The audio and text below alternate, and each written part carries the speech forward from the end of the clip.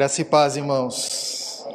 Sejam todos muito bem-vindos a mais uma edição. Não, é outra coisa, né? Força do hábito. Uma alegria muito grande estar aqui com os irmãos. Nós temos acompanhado tudo que Deus tem feito no meio dos irmãos aqui e louvado e agradecido a Ele por tudo isso. E sabemos que Ele ainda há de fazer muita coisa no meio dos irmãos. Como o pastor disse, eu e o Misha, estamos nesse ministério e é interessante como Deus direciona as coisas, né?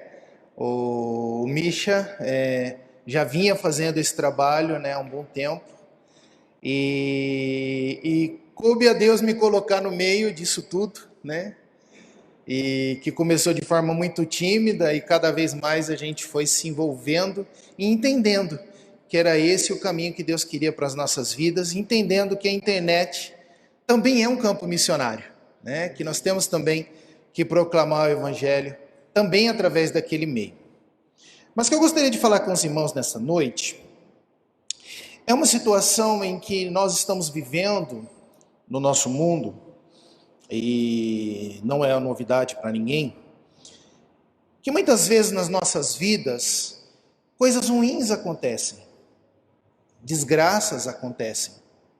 Muitas vezes na nossa vida nós vivemos como se a nossa vida não tivesse mais esperança.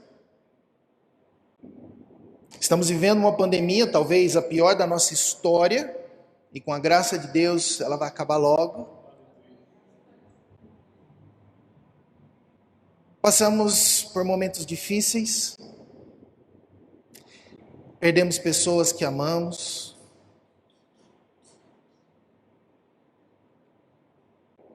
e muitas vezes não sabemos o que fazer, como seguir. Nós sabemos que o nosso Deus é um Deus que faz coisas impossíveis. Nós sabemos que o nosso Deus é capaz de cuidar de cada um de nós.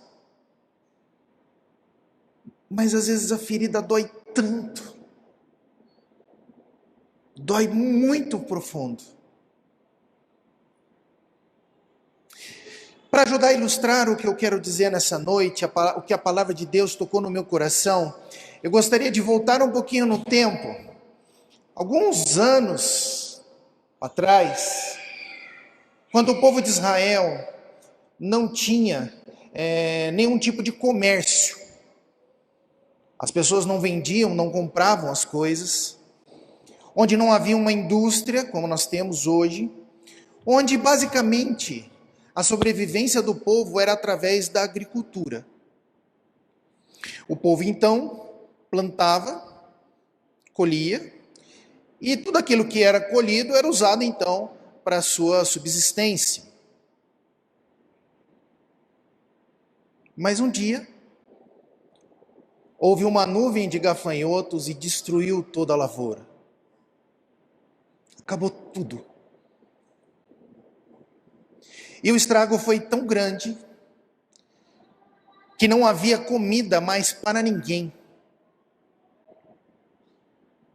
O estrago foi tão grande que não havia nem semente para garantir o plantio da próxima safra, do próximo ano. E quando o profeta Joel, lá no livro de Joel, presencia esta cena, ele compara os gafanhotos como um exército que vem e acaba com tudo. Imagina essa cena. Seria mais ou menos como se nós, de um dia para a noite, perdêssemos todos os nossos empregos. Seria como se do dia para a noite, toda a comida estragasse, não tivesse comida mais. Talvez essa situação do povo de Israel seja um pouco mais séria, talvez, do que a situação que nós estamos vivendo hoje. E como é que as pessoas reagem a uma situação como essa? Várias reações. A primeira delas, Há pessoas que começam a correr desesperadamente para achar uma solução para passar por aquele problema. Algumas pessoas perdem a sua esperança. Algumas pessoas não têm mais vontade de lutar, de viver. E buscam desesperadamente tirar aquela dor do peito. E muitas vezes estão dispostas a fazer qualquer coisa, até tirar a sua própria vida, para que aquela dor passe. Também era parte da cultura de Israel, do povo judeu, a celebração de várias festas. E para você entender o quão importante era a agricultura para eles, no 50º dia depois da Páscoa, os judeus faziam uma festa, fazem até hoje, chamada Festa da Colheita. E como que era essa festa? Eles pegavam então aquela primeira foice no trigo, ou seja, o que tinha de melhor da colheita, e aquilo era então apresentado a Deus, como um reconhecimento de que todo sustento vem do Senhor. E durante aquela festa que durava 5 dias, o povo então se alimentava das primícias da lavoura. As primícias, aquilo que tem de melhor para oferecer a Deus. O povo então se ajoelhava e reconhecia que a lavoura não era fruto do seu próprio esforço, das suas próprias forças. Mas se havia comida na mesa, era porque o nosso Deus tinha dado a eles. Que não era porque o povo eram bons fazendeiros, ou porque a terra era muito boa, mas eles entendiam que tudo isso vinha direto da mão do nosso Senhor. Hoje nós temos a pandemia. E gostaria de dizer que essa será o último problema grave que nós iremos enfrentar. Provavelmente não. E não quero aqui criar um desespero e tirar a esperança dos irmãos, mas eu quero que os irmãos entendam que tudo o que temos e tudo que nós somos é fruto daquilo que Deus nos deu. É por isso que nós pegamos o nosso salário do mês e separamos a primícia, o dízimo, para ser levado, como os irmãos fizeram aqui, no altar do Senhor, e reconhecer que aquele salário não é fruto da minha força, mas porque foi Deus que deu.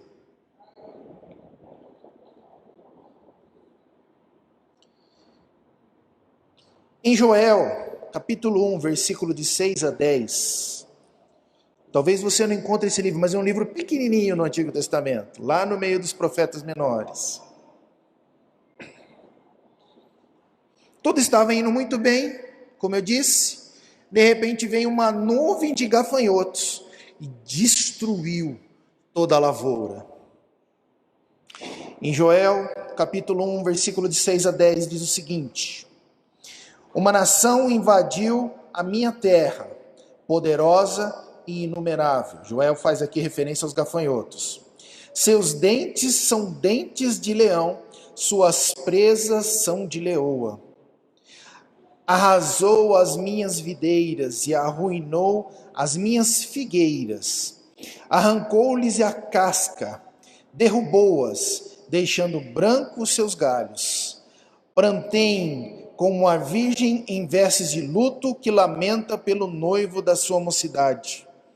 As ofertas de cereal e as ofertas derramadas foram eliminadas do templo do Senhor. Os sacerdotes que ministram diante do Senhor estão de luto. Os campos estão arruinados, a terra está seca, o trigo está destruído, o vinho novo acabou, o azeite está em falta.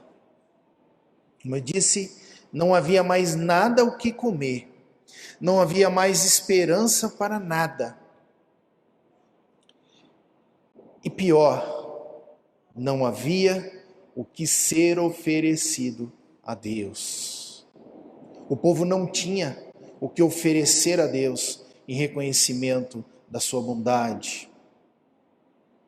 Não havia mais azeite. E naquele tempo, o azeite ele era muito mais do que para colocar na salada. O azeite era usado como remédio. O azeite era usado, logicamente, como comida. O azeite era usado até como combustível para lamparina, para ser queimado. Ou seja, o povo perdeu tudo. Tudo. Não havia mais esperança. O que devemos então fazer numa situação como essa? Muitas vezes nós nos sentimos desse jeito, nos sentimos impotentes diante de uma situação como essa. Sabe? O que eu vou fazer? O que eu vou fazer com o meu querido lá no hospital doente? Os médicos já fizeram tudo o que tinha que fazer, o que eu vou fazer mais? O que eu vou fazer para honrar as minhas contas se eu perdi o meu emprego? O que eu vou fazer? E muitas vezes nos sentimos como Jó, que passou por tantas tribulações e não ouvimos ou não sentimos o cuidado do nosso Deus. Às vezes até nos questionamos se Deus de fato cuida de nós.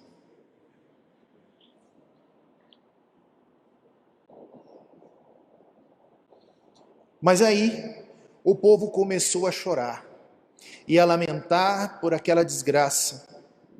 E eu não estou falando de um lamento qualquer, não, de reclamar lá no Facebook. Não estou falando, não. Era um choro alto. Um choro de verdade. E meu irmão, meu amigo, Deus quer saber o que você sente. Deus entende quando você está triste por uma situação. Chorar as feridas não é falta de fé. Muitas vezes nós achamos que o fato de estarmos tristes é porque nós não entendemos o que Deus pode fazer nas nossas vidas. Deus sabe, meus irmãos, o quanto muitas vezes é difícil. Ele sabe como a natureza humana funciona, porque foi Ele que nos criou. Ele não exige de nós um comportamento hipócrita até, daquela cara de feliz que a gente vê muitas vezes nas redes sociais. Deus quer o seu coração sincero. E Deus se sensibiliza quando você está sofrendo. Não foi assim que o nosso Senhor Jesus fez? Quando chegou ali perto do túmulo de Lázaro e viu as pessoas ali chorando a morte de Lázaro, o que Jesus fez? Jesus chorou com eles.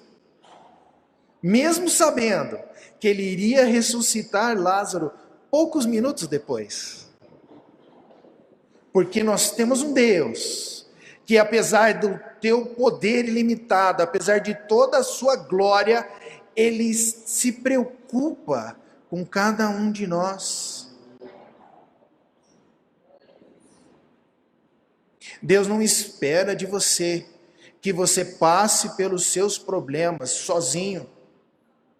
Deus não espera que você sofra os seus problemas sozinho, mas Ele quer que você tenha um relacionamento com Ele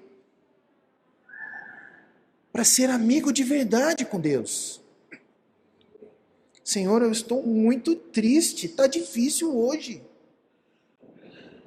A saudade é muito grande. Senhor, está difícil, o meu chefe está pegando muito no meu pé. Senhor, está difícil. Eu não aguento ver meu filho doente mais. Eu acho muitas vezes quando a pessoa ora, tá tudo ruim.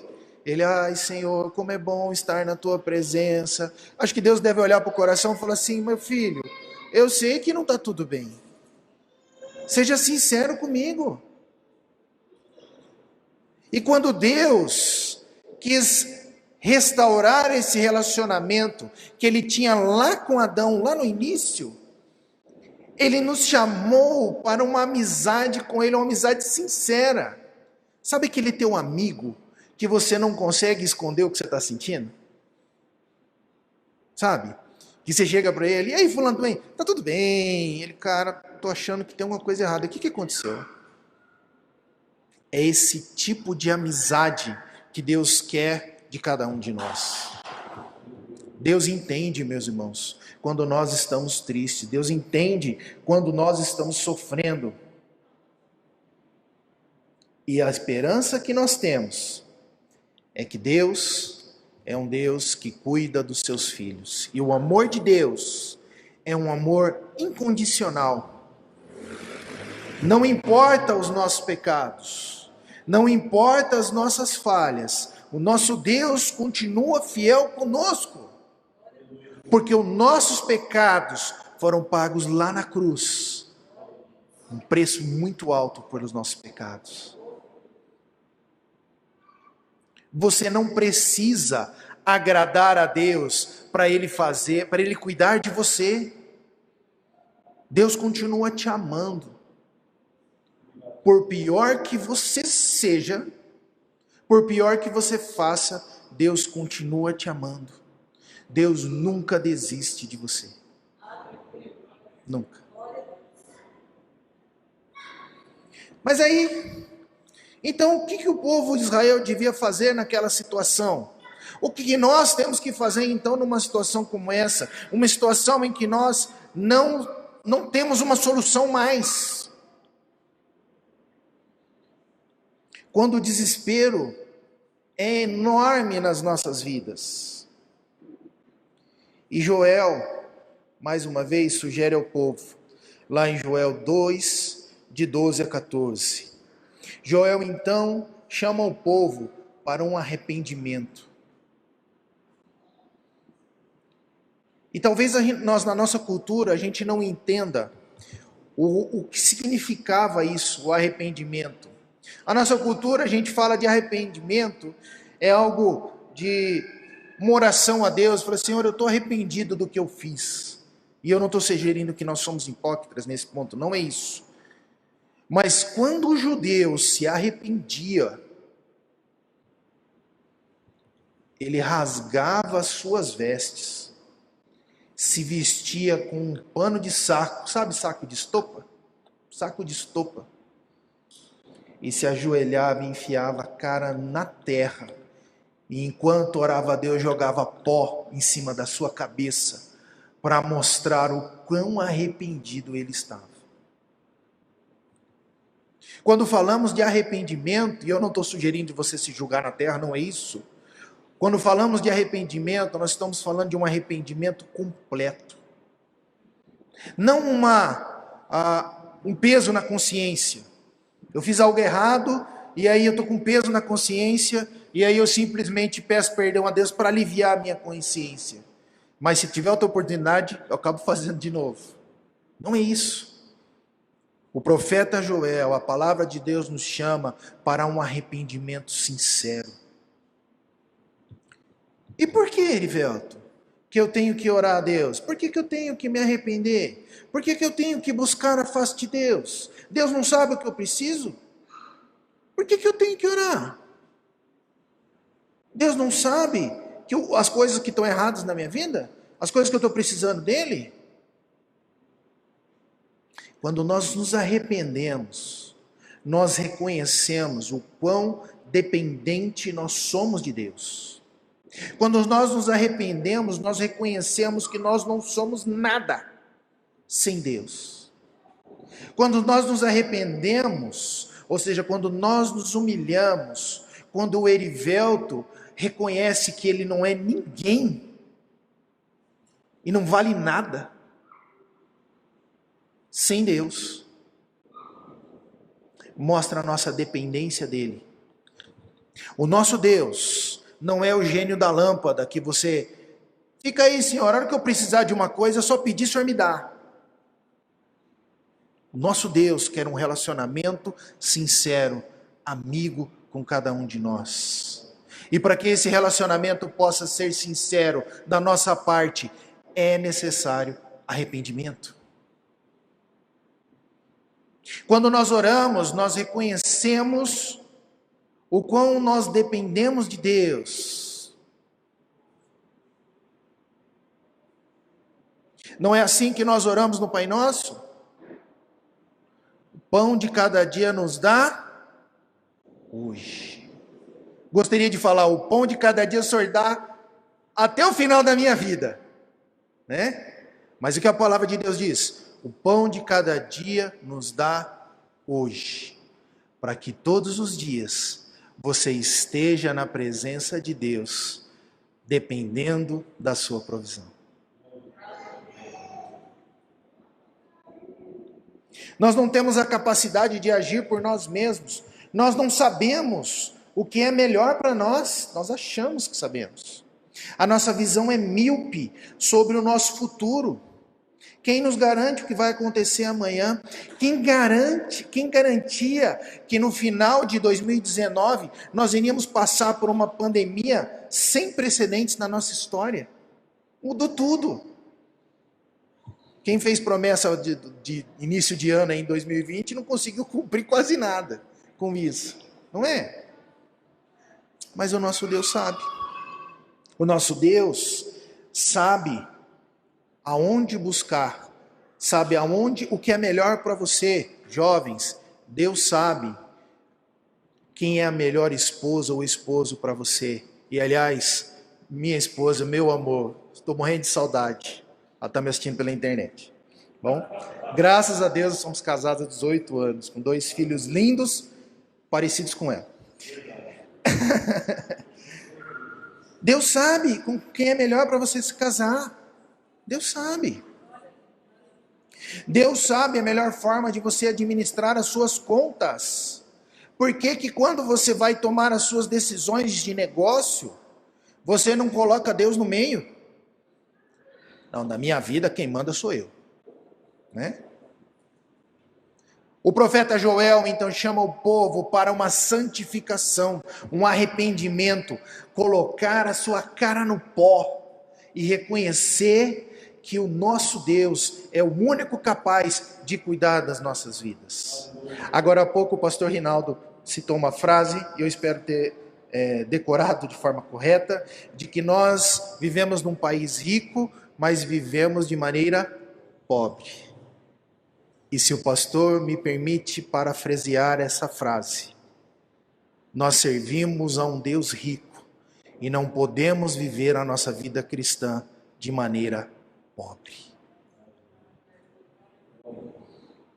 Nós precisamos oferecer as primícias da nossa vida, aquilo que tem de melhor. A obra de Deus não é quando der tempo, se sobrar tempo eu faço, é as primícias.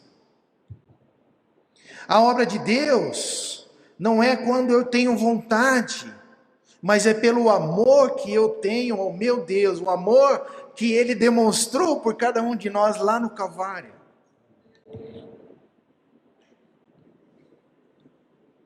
A santificação, e a própria palavra santificação vem de santo, separado. Nós fomos separados por Deus. E se nós somos separados para servir a Deus, tudo mais é acessório. Não foi isso que o nosso Senhor Jesus disse? De buscar primeiro o reino de Deus, e aí as demais coisas vão sendo acrescentadas. Não estou defendendo aqui que você não tem que trabalhar ou estudar e tem que passar o dia orando. O que eu estou falando é que nós devemos glorificar a Deus em tudo aquilo que fazemos. Uma vez eu escutei de um jovem dizer a seguinte frase: eu não vim para a faculdade para ser médico, eu vim para a faculdade para pregar o amor de Cristo. E aproveitei e tirei o diploma. Quando você inverte as prioridades da sua vida, tudo passa a ter sentido. Quando Deus nos fez, cada um de nós, diferente como somos. Entenda, irmãos, que nós vivemos envolvidos com os nossos problemas do dia a dia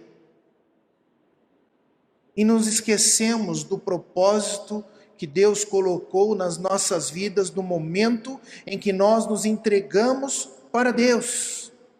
Não fala para entregar o coração para Jesus? Entrega a sua vida para Jesus, não é? Só que a hora do dia a dia, fala: Senhor, essa parte da minha vida o Senhor não considera muito, não. Eu entrego só uma parte do meu coração, a parte que sobrar tempo. Os campos estão brancos para a colheita. E permitam-me mais uma vez citar o canal Misha no Café com Fé. Tem sido uma bênção estar nesse ministério. Não porque nós somos alguma coisa, né, Misha? Pelo contrário. A gente gostaria até que tivessem pessoas mais capacitadas para pregar a palavra de Deus. Mas Deus nos dá o privilégio de pregarmos, de testemunharmos do amor dele para as pessoas. A Bíblia fala que poderia mandar os anjos vir aqui pregar o evangelho, mas ele deixou esse privilégio para cada um de nós. As primícias da nossa vida, aquilo que nós temos de melhor, os nossos dons, os nossos talentos, a serviço do nosso Senhor. Isso sim é um processo de santificação. Isso sim é um arrependimento.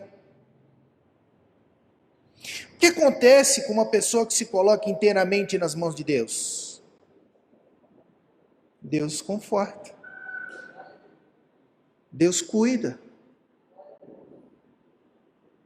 E como eu disse um outro dia numa outra igreja, as pessoas têm a liberdade para fazer o que elas quiserem nas suas vidas. Mas depois não podem culpar a Deus quando as coisas começam a dar errado. Nós tomarmos as nossas decisões por nós mesmos, aí quando tudo dá errado, eu falo assim: Deus não cuida de mim, Deus me abandonou. Não é. Deus quer 100% da nossa vida, Deus quer as primícias da nossa vida. E sim, é possível você glorificar a Deus no seu trabalho. Sim, é possível você glorificar a Deus cuidando dos seus filhos. Sim, é possível você glorificar a Deus em todo e qualquer lugar. Porque é isso que a palavra de Deus nos diz. De que tudo te vier à mão, faça como se fosse para Deus e não para os homens. Deus não espera que você enfrente os seus problemas sozinho. E eu não estou aqui prometendo que você daqui para frente não vai ter problema mais nenhum. Porque a palavra de Deus não diz isso. Talvez você escute de algum pregador que basta se entregar a Deus e tudo vai ser uma maravilha daqui para frente. Mas não, os problemas vão acontecer. Mas Deus não espera que você passe pelo vale da sombra da morte sozinho. Deus espera um coração sincero, que coloca a sua cara no pó, e um coração aberto, sabe como Ana, mãe de Samuel, coração aberto diante de Deus, e derrame as suas lágrimas,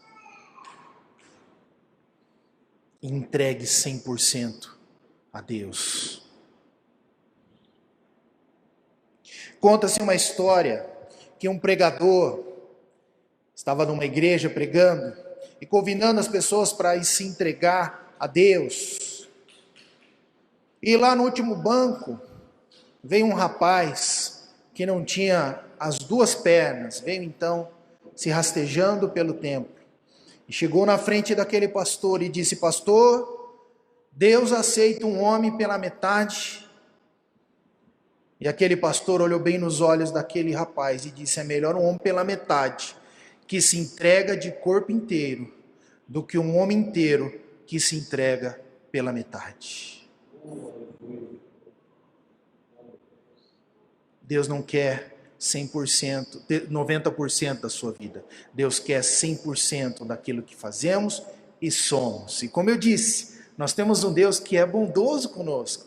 Tanto é bondoso que nos mandou um Consolador, o Espírito Santo, para nos consolar. E uma coisa que eu não contei para vocês da festa da colheita, é que com a invasão dos gregos, pouco antes de Jesus nascer, o nome foi mudado para o grego e passou a se chamar Pentecostes. E é nessa festa de Pentecostes que o Espírito Santo, o Consolador, veio. E Pedro, sendo usado por Deus, citou então o profeta Joel, lá em Atos capítulo 2, versículo 16 e 17. Pedro fala o seguinte: pelo contrário, é isso que foi predito pelo profeta Joel. Nos últimos dias, diz o Senhor, derramarei o meu espírito sobre todos os povos, não só os judeus, mas todos os povos. Os seus filhos e as suas filhas profetizarão, os seus jovens terão visões, os seus velhos terão sonhos.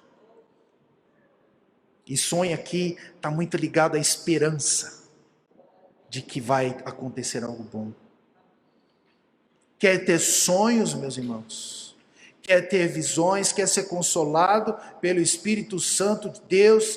Quer ter uma nação que confia em Deus, que reconhece o nosso Deus como o verdadeiro Senhor? Como o pastor disse aqui um pouco antes, precisamos ter a nossa cara no pó, nos arrepender e reconhecer que tudo vem de Deus.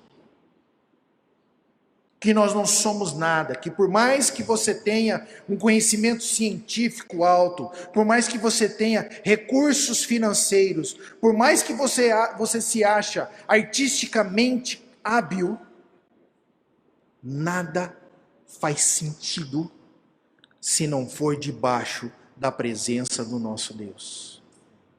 Quando Deus nos criou, Ele também traçou um plano para as nossas vidas. Ele criou a Michele e falou assim: Michele, está aqui o plano da Michele. A Michele tem a liberdade para fazer o que ela quiser da vida dela, mas ela só será completamente feliz, sabe, o bem-aventurado, feliz, de verdade, quando ela seguir o plano que Deus tem para a vida dela. Não há gafanhotos, não há pandemia, não há problemas financeiros, não há nada que impeça a ação do nosso Deus. O nosso Senhor pode, num movimento, mudar todo um cenário. Não foi assim que Ele fez na vida de José do Egito? Num movimento, a vida toda dele mudou. E Deus cumpriu o plano que Deus tinha para a vida dele. Como eu disse, meus irmãos, eu sei que às vezes é difícil a vida. Eu sei que é difícil a gente passar por algumas situações, mas nós temos em quem nos agarrar, nós temos em quem nos achegar. E ao invés de ficar nós mesmos tentando resolver os nossos problemas, por que não buscar o nosso Deus? A igreja não é um hospital, onde você só vem quando você está doente. A igreja é o exame preventivo. Você busca Deus para está cada vez mais perto dele. E Deus, através do teu Espírito Santo, quer passear no nosso meio. Como ele passeava no Éden e batia um papo com Adão e Eva. Como Jesus fez quando esteve aqui na terra. Deus tem um plano, meus irmãos, grandioso para as nossas vidas. Talvez você ache injusto que algumas coisas acontecem. Ou talvez você ache injusto a forma como algumas coisas acontecem. Talvez você ache até que, poxa, mas por que fulano, que não serve a Deus, está tão bem e eu estou numa situação como essa? E se você for lá no livro de Salmos, você vai achar vários salmos que fazem o mesmo questionamento. Para encerrar, me permita contar uma última história. Que um casal de missionários serviram na África por mais de 50 anos. E então, retornando para casa, já de idade, eles ali no avião, e o missionário, o pastor, pensando, nossa, 50 anos de ministério, quando eu chegar na minha terra, no meu país, vai ter faixa, dizendo, bem-vindo de volta, a minha igreja vai fazer uma festa. Quando eu chegar em casa, lá no meu país, todo mundo vai reconhecer todos esses 50 anos que nós trabalhamos para a obra. Mas aí quando eles chegaram no aeroporto, não havia ninguém para recebê-los.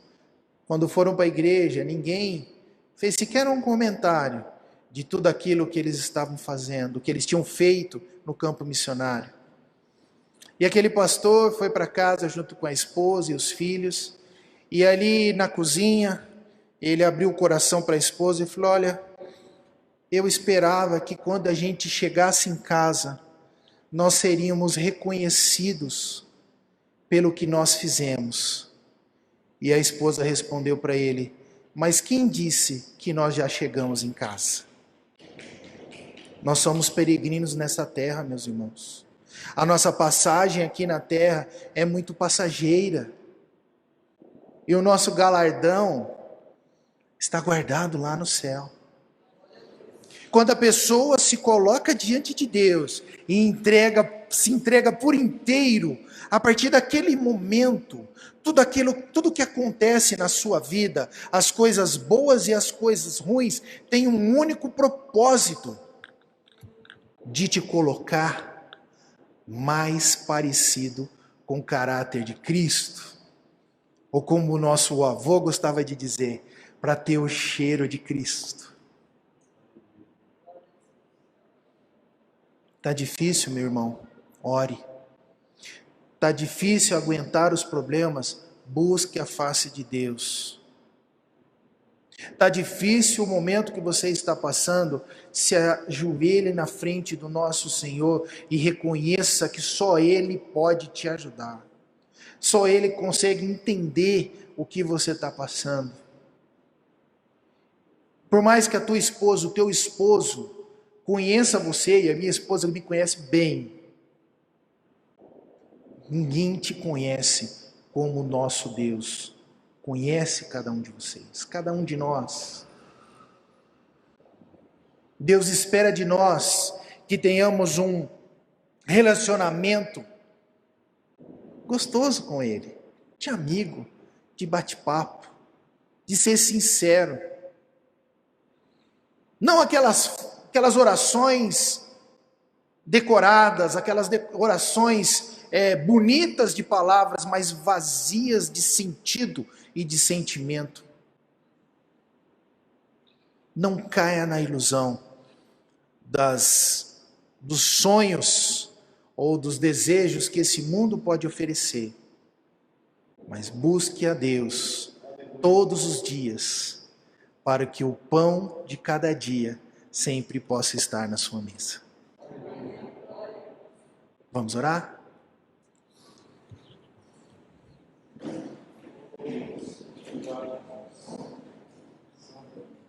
Pai Santo, nós te louvamos, ó Deus, porque nós reconhecemos, Senhor, o quão fraco somos, o quão imperfeito nós somos, o quanto somos incapazes de viver por nós mesmos, Senhor. Sabemos que tudo vem de Ti, sabemos que a nossa vida veio direto das Tuas mãos, como o Senhor soprou nas narinas de Adão. Nós também, Senhor, reconhecemos que o fruto do nosso trabalho não é prestígio ou não é devido às nossas próprias forças, mas graças ao cuidado que o Senhor tem com cada um de nós. Nos ajude, ó Pai, a viver 100% para Ti. Nos ajude, ó Pai, a entregar a Ti as nossas primícias, aquilo que nós temos de melhor, que vai muito mais do que o financeiro, mas o melhor da nossa vida, dos nossos talentos, dos nossos dons. O melhor para a glorificação do Teu nome. Que aonde pisarmos o nosso pé, possamos ser arautos da Tua palavra, Senhor. Por onde nós andarmos, possamos refletir o amor que o Senhor demonstrou lá na cruz, pelo sangue do nosso Senhor Jesus, derramado por cada vida nossa. Obrigado, Senhor, porque sabemos que o Senhor nos ama, independente, ó Pai, das nossas imperfeições. E nós queremos, ó Deus, essa amizade contigo, que vai muito além, Senhor, de um servo com o seu Deus, mas de um filho para um Pai celestial. Louvado seja o Teu nome por essa igreja, Senhor. Que Teu Espírito Santo possa tocar no coração de cada pessoa aqui, ó Deus. Eu não sei pelo que os Teus irmãos, Teus servos estão passando, Senhor. Mas o Senhor sabe, ó Pai. Toca no coração deles, ó Deus. O Senhor sabe o quanto está difícil, Pai, a vida deles. Que o Senhor traga cura, Pai. Que o Senhor traga sustento financeiro, ó Deus. Que o Senhor traga esperança, alegria, Pai. Que o Senhor os proteja de todo o mal, Pai. E os conduza, ó Deus, para a glória do Teu nome. Sabemos que o Senhor tem um plano para as nossas vidas. Um plano grandioso para cada um de nós. E eu entrego esses irmãos nas Tuas mãos, ó Deus, com a certeza de que o Senhor irá cuidar de cada um deles. Que o Senhor irá, ó Pai, enxugar as suas lágrimas, ó Deus. Que o Senhor vai estender a sua mão santa e reerguê-los, ó Deus.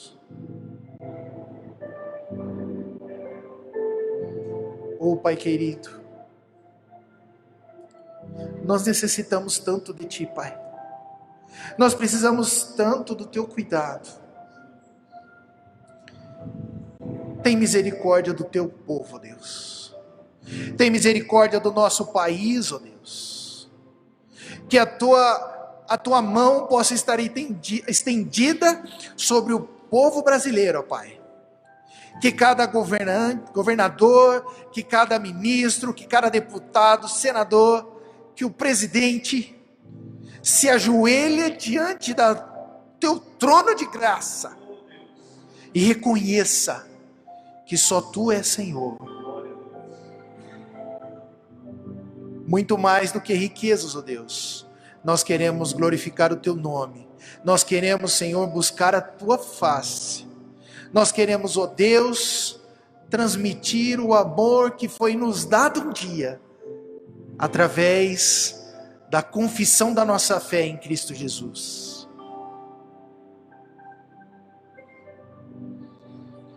Vai tocando, Senhor, na vida das pessoas. Vai dando conforto, Deus. Que eles possam sentir, Senhor, o Teu cuidado, Pai. Sabemos que o Senhor tem o seu jeito de fazer as coisas, o seu tempo, que é sempre o melhor. Mas eu te peço, ó Deus, neste momento, que o Senhor traga conforto, ó Deus, traga consolo. Que eles possam sair daqui, ó Pai, renovados pelo Teu Espírito Santo, pelo Teu amor. Possam sair daqui, ó Pai, com seus corações ardendo pelas almas perdidas no pecado.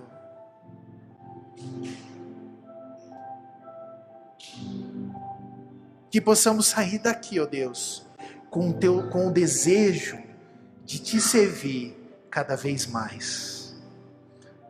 Obrigado, ó Deus, mais uma vez pela Tua fidelidade. Obrigado, Deus, por esse grupo assim do Teu povo, por esse pedacinho do corpo de Cristo. Obrigado, Deus, por me trazer até aqui e poder estar louvando a Ti juntamente com os meus irmãos. Obrigado, Senhor, por o Senhor ser tão bondoso conosco, mesmo sabendo que não merecemos nada. Conduza-nos, Senhor, de acordo com a Tua vontade e nos ajude nos nossos problemas e dificuldades, para que o Teu nome, só o Teu nome, seja glorificado. Em nome de Jesus, aquele que morreu na cruz por nós, que nós oramos. Amém.